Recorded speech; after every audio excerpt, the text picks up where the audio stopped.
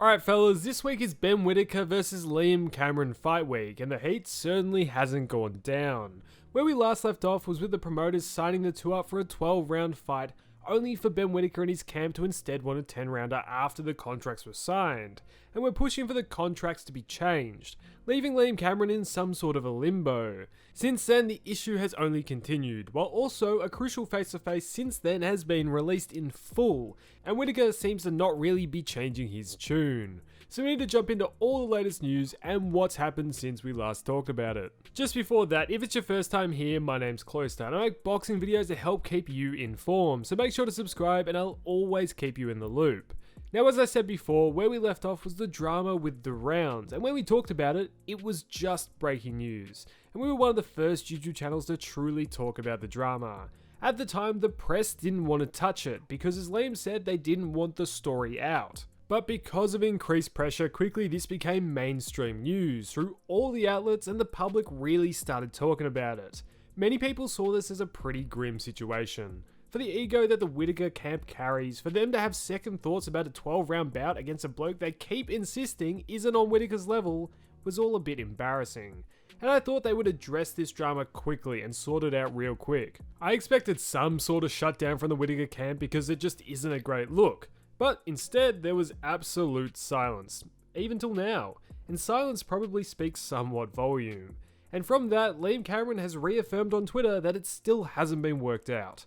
We're less than a week away from the fight and we still don't know how many rounds the fights are. For the fighters, this is just ridiculous. The Whittaker camp probably has a better idea of what will happen as his camp's promoting the fight, but for Liam Cameron, he's probably left in somewhat of a limbo. Aside from that, since then there was also a face-to-face released. In this, we did see some glimpses of Whittaker showing a bit more respect, but for the most part, it was just arrogance from him.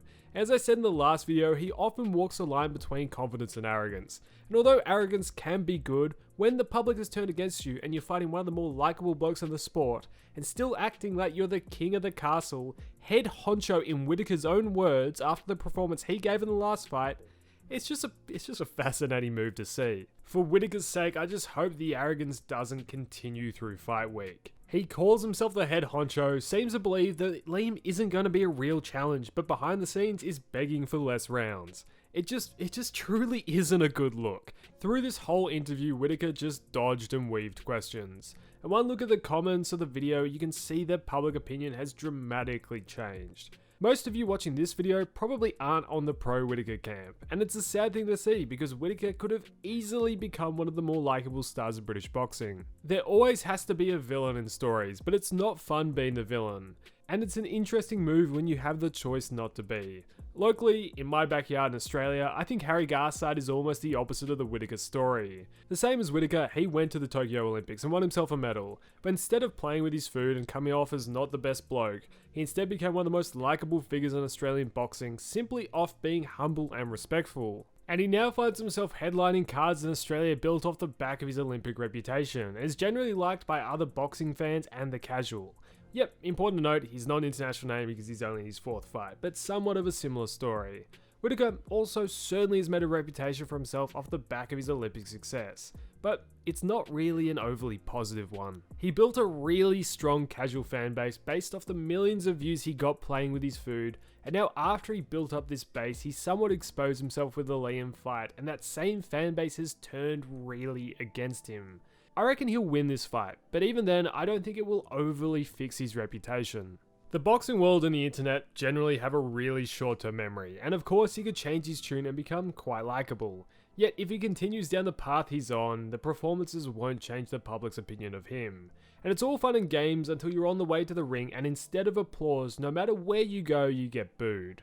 That extra bit of money you might get for a bit more attention might be nice for the moment, but if he retired today, most people's first thoughts of him would be, he seems like a bit of a prick, instead of what a talented boxer he actually is. On a different note, another interesting thing that did come out of this face-to-face was a bit more information about his previous fight camp. Whittaker admitted he didn't have a proper head coach. That's usually not a great sign. He said he was pretty much doing what he felt like at the time. It's either he couldn't find the right people, or he thought he was that good that he didn't need a head coach at that level. But I won't jump to conclusions either way. Since the Cameron bout, he's now linked up with Irish trainer Andy Lee, who's a former middleweight world champion and is probably best known recently for being Joseph Parker's coach. He's kind of the trainer everyone is flocking to at the moment. I saw Hamza Shiraz also jump ship to his camp. He always seems like the Derek James of British boxing at the moment. Will he be a legendary coach? I guess only time will tell.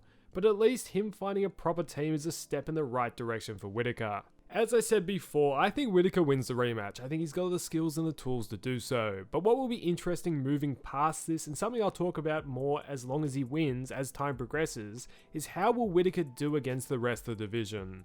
Whittaker is calling himself the head honcho already. But what is Cameron versus Whittaker? It's simply a regional level UK fight. In the light heavyweight division, one look at the top 10 and I can't see him really putting up a fight against any of them. Honestly, how would you see Benavidez or Bivol versus Whittaker going? It would simply be a murder. Even at a local level against a Buatsi, I think Whittaker would find himself getting caught pretty quickly.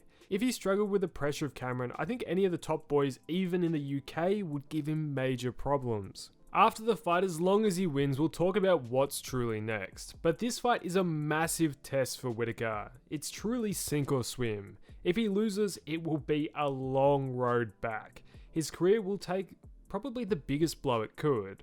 If he's as good as he says he is, he has to walk the walk to back up the talk. And it's also fascinating that the whole world seems to be watching this regional level UK scuffle.